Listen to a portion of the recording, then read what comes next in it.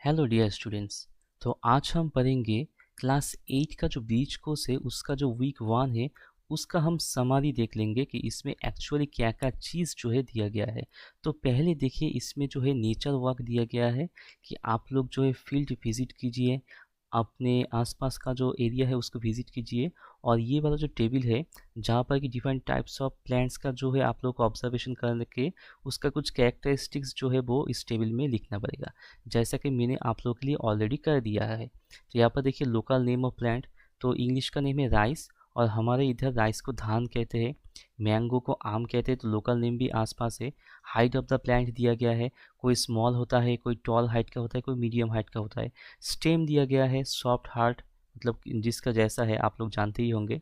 उसके बाद जो है कैटेगरी, तो देखिए कैटेगरी जो है वो 3 टाइप का होता है, एक होता है हर्ब, एक होता है श्रब और एक होता है ट्री। तो हर्ब जो है वो सबसे छोटा साइज का जो प्लांट है वो होता है हर्ब। उसके बाद श्रब जो है वो मीडियम टाइप का जो प्लांट है, और ट्री मतलब सबसे बड़ा साइज का जो होता है, जैसे कि मैंगो ट्री हो गया, ठीक है। उसके बाद आप लोगों को ऑब्जर्वेशन करने के लिए कहा गया है डिफरेंट टाइप ऑफ एनिमल्स को, उसका लोकल नेम क्या है, कैसी जगह पर वो रहते हैं, वो क्या फूड खाते हैं, कैसे वो मूव करते हैं, कौन सा बॉडी पार्ट्स उनका मूवमेंट के उनका हेल्प करते हैं। तो उसका भी देखिए एक टेबल जो है यहाँ पर बनाया गया है आप लोगों के लिए। तो आप लोग जो है इस वीडियो को पॉज करके भी इसको ले सकते हैं, या फिर ये वाला जो पीडीएफ है ये आप लोगों को मिल सकता है। पर उसके लिए आप लोगों को ये वीडियो देखना पड़ेगा कि कैसे आप लोगों को ये पीडीएफ मिलेगा, ठीक है। तो देखते रहिए, मैं वीडियो के बीच में ही कहीं आप लोगों को ये वाला इन्फॉर्मेशन दे दूंगा कि आप लोगों को ये वाला पीडीएफ कैसे लेना है। तो देखिए इसके बाद थर्ड ग्रुपिंग जो है वो क्या है, ये थर्ड ग्रुपिंग में कहा गया है कि grouping of animals based on similar and dissimilar features. तो देखिए सिमिलर एंड डिसिमिलर फीचर्स के ग्रुपिंग कर दिया गया है इस टेबल में, टेबल नंबर 5, ये देखिए टेबल नंबर 5। तो यहाँ पर से आप लोग देख सकते हैं कि कौन सा बर्ड या फिर एनिमल जो फ्लाई कर सकता है, कौन सा वाटर में रहता है, कौन सा कार्निवोरस है मतलब सिर्फ मांस खाता है, कौन सा डोमेस्टिक एनिमल्स है जैसे कि काऊ कॉक, तो ये कॉक ये सब कुछ यहाँ पर दिया गया है, आप लोग यहाँ पर से देख सकते हैं। तो उसके बाद देखिए नेक्स्ट जो हम लोग का आ गया है वो है वीक 1.2 का। तो इसमें देखिए इसमें बहुत सारा बातें लिखा गया है, तो हम लोग सिर्फ मेन बातों को ही जानेंगे।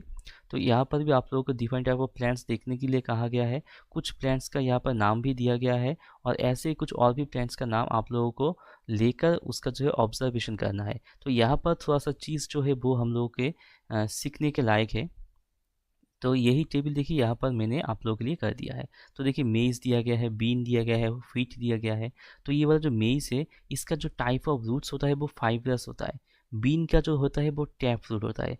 अब देखिए टाइप ऑफ रूट्स दो ही तरह का होता है, एक तो फाइब्रस और दूसरा है टैप रूट। अब ये दोनों चीज़ क्या है, तो देखिए टैप रूट मतलब ये वाला जो आप लोग एग्जाम्पल देख रहे हैं यहाँ पर टैप रूट है। टैप रूट का मतलब ये है कि प्लांट्स के साथ एक जो है मेन रूट रहता है, जैसे कि आप लोग इसके मिडिल में देख सकते हैं, और उसके साथ ही साथ क्या होता है कि ब्रांचेस टाइप का जो है सब रूट्स निकलता है, वो हो जाता है टैप रूट। और फाइबरस रूट होता है, इसमें कुछ भी मतलब मेन रूट नहीं होता है, सभी रूट जो है एक गुच्छे में निकलता है, ठीक है ना। तो ये सब हो जाता है टैप रूट। तो यहाँ पर देखिए मेज का जैसे मेज का होता है फाइबरस रूट्स, बीन का जो है उसका टैप रूट होता है, व्हीट का भी फाइबरस होता है, और राइस का जो है फाइबरस होता है। उसके बाद मूंग बीन इन सब का जो है टैप रूट होता है। अब इसमें और एक नया चीज़ है, वो है टाइप ऑफ लीफ वेनेशन। मतलब कि लीफ में जो भी वेन्स आप लोगों को दिखाई पड़ता है वो वेन्स कैसी तरह का होता है, मतलब कि वो पैरेलल होता है या फिर इधर उधर साइड में चला जाता है। तो देखिए कुछ कुछ प्लांट्स के जो पत्तों में क्या है कि आप लोग को इन सब का वेन्स जो है वो दिखेगा, वो पैरेलल ही जा रहा है। तो इन सब पैरेलल जाने वाले वेन्स वाले पत्ते को हम लोग कहते हैं पैरेलल वेनेशन, जैसे कि हम लोग मेज में देखते हैं, ठीक है ना। मेज के अगर आप लोग पत्ते देखेंगे तो उसमें पैरेलल वेनेशन होता है, क्योंकि उसके पत्ते का जो वेन्स है वो सभी एक लाइन में चलता है, एक पैरेलल लाइन में चलता है। और वही बहुत सारे पेड़ के पत्ते ऐसा होता है कि उसमें जो है वेन्स जो है वो ब्रांचेस टाइप का होता है, मतलब कोई इधर चला गया उसके साथ छोटा छोटा जो वेन्स है वो उधर इधर नहीं है, मतलब किधर जाएगा इसका कोई ठीक ठिकाना नहीं है, ठीक है ना। तो ऐसे टाइप का जो वेन्स होता है इसको कहता है रेटिकुलेट वेन्स। तो यही दोनों तरह का ही लीफ वेनेशन होता है, parallel venation and reticulate venation, ठीक है ना। उसके बाद एक नया टाइप का टॉपिक जो है आप लोगों के लिए दिया गया है, वो होता है मोनोकॉट और डाइकॉट। अब ये मोनोकॉट और डाइकॉट क्या है, तो देखिए जब एक सीड नया एक प्लांट का जन्म देगा तो इनिशियली उस प्लांट के लिए क्या है कि सीड में खाना पहले से ही मौजूद होना पड़ता है। तो ठीक है ना। तो इसीलिए क्या है कि जिस पार्ट में एक सीड का जो है खाना मौजूद रहता है उसी को ही कहा जाता है कॉटिलेडन।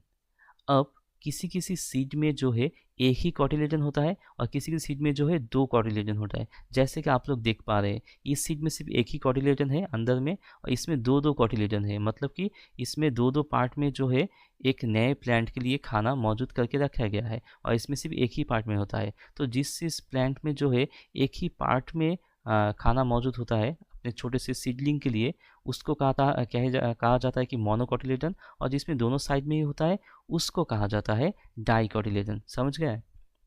तो ये देखिए मोनोकॉट और ये डाइकॉट। मोनोकॉट मतलब इसमें एक ही कॉटिलेडन होता है, डाइकॉट मतलब इसमें दो दो कॉटिलेडन होता है। अब कौन से प्लांट में कौन सा मोनोकॉट और डाइकॉट है ये सब आप सब देख सकते हैं। और इसमें एक मज़ेदार चीज़ ये है कि जिसका फाइब्रस रूट्स होता है उसका पत्ता जो है वो पैराफिनेशन ही होता है और उसका सीड जो है वो मोनोकॉट ही होता है। मतलब कि ये तीनों रिलेटेड है और साथ ही साथ जिसका टैप रूट होता है उसका रेटिकुलेट विनेशन होता है और उसका सीड जो है वो डाइकॉट होता है। ये तीनों ही रिलेशन में, ऐसा नहीं कि मिक्सड अप होता है। किसी का फाइबरस रूट हो गया पर पत्ता जो है इसका रेटिकुलेट विनेशन हो गया और सीड जो है मोनोकॉट हो गया, ऐसा नहीं होता है। ठीक है ना। जिसका जो है मतलब ये तीनों कैटेगरी एक ही साथ होता है।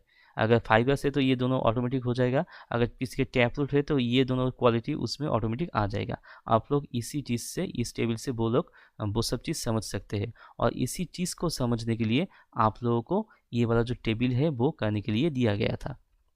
तो अभी नेक्स्ट में चले जाते हैं। तो नेक्स्ट में देखिए यहाँ पर बायोडाइवर्सिटी के बारे में कुछ डिस्कशन के लिए टॉपिक दिया गया है और आप लोगों को कहा गया है कि आप लोग ये सब टॉपिक जो है ग्रुप में डिस्कशन कीजिए। और ये देखिए मैंने अपने पीडीएफ में ये सब इंफॉर्मेशन दे दिया हूँ।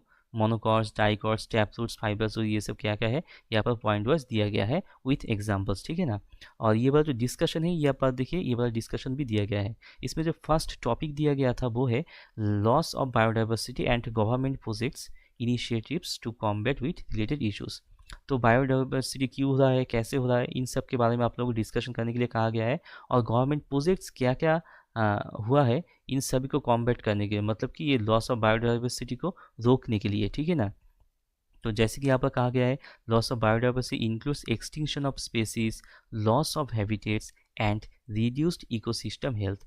तो बायोडाइवर्सिटी लॉस का मतलब क्या है, इसके लिए क्या क्या हो रहा है, वो सब यहाँ पर दिया गया है। उसके बाद गवर्नमेंट का क्या क्या प्रोजेक्ट हुआ है, तो देखिए government initiatives includes project tiger, national biodiversity act 2002 and national mission on biodiversity and human wellbeing. तो ये सब कुछ प्रोजेक्ट्स जो है गवर्नमेंट की तरफ से लिया गया है। तो सेकेंडली इसमें देखिए क्वेश्चन है कि ट्रेडिशनली प्रोटेक्टेड फॉरेस्ट क्या है, सेक्रेड ग्रुप्स क्या है। तो देखिए sacred groups are patches of forest protected by local communities due to religion and cultural believes. तो फॉरेस्ट के कुछ पार्ट होते हैं जिसमें कि वहाँ के लोकल लोग ही उस पार्ट को जो है अपने कुछ रिलीजियस या फिर कल्चरल बिलीव्स के लिए चलते खुद ही उसको प्रोटेक्ट करते हैं, खुद ही उसका देखभाल करते हैं। तो ऐसे ही जगह को क्या क्या कहा जाता है, सेक्रेड ग्रुप्स कहा जाता है या फिर ट्रेडिशनली प्रोटेक्टेड फॉरेस्ट, इन सभी को कहा जाता है। तो ऐसा हम लोग को देखने के लिए मिलता है वेस्ट बंगाल के कुछ पार्ट्स में, मेघालय में भी देखने को मिलता है, केरला में भी, महाराष्ट्र में भी। ठीक है ना। तो और भी डिटेल्स दिया गया है, आप लोग इससे पढ़ लीजिएगा। उसके बाद दिया गया success story of safe silent valley movement. तो आप लोग शायद कोई कोई जानते भी होंगे कि सेफ साइलेंट वैली मूवमेंट क्या है, जो कि 1970 में स्टार्ट हुआ था केरला में। जिसका उद्देश्य ये था कि साइलेंट वैली जो है था वहाँ का उस साइलेंट वैली फॉरेस्ट को जो है बचाना था। तो और इस फॉरेस्ट को किससे बचाना था, एक हाइड्रो इलेक्ट्रिक प्रोजेक्ट से बचाना था। और इस जो ये वाला जो मूवमेंट है, ये वाला मूवमेंट जो है वहाँ के साइंटिस्ट, एक्टिविस्ट और लोकल लोगों ने मिलकर किया था। और ये वाला जो मूवमेंट था वो सक्सेसफुल भी हुआ था, जिसके चलते ये जो है एक मेजर माइलस्टोन है इंडिया का इन्वायरमेंटल मूवमेंट में। ठीक है ना।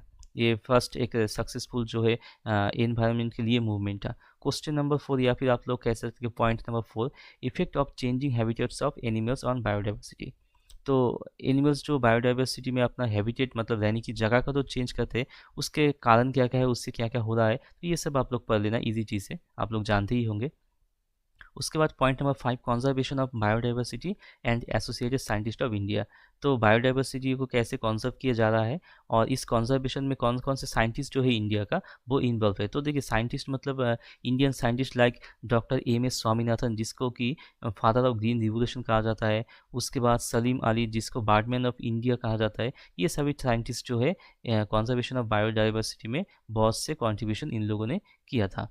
तो नेक्स्ट में हम लोग आगे देखिए थीम वाटर में। अभी वाटर थीम में क्या है, तो देखिए मेरा ये जो पीडीएफ है यहाँ पर भी वाटर थीम है, पर इतना सा चीज़ नहीं, क्योंकि मेरा जो ये पीडीएफ है इसमें सिर्फ की कॉन्सेप्ट ही दिया गया है कि आप लोग इतना सा पढ़ के क्या चीज़ समझेंगे। मैंने यहाँ पर शॉर्टकट में आप लोगों को असली जो चीज़ चाहिए ना वही दे दिया है।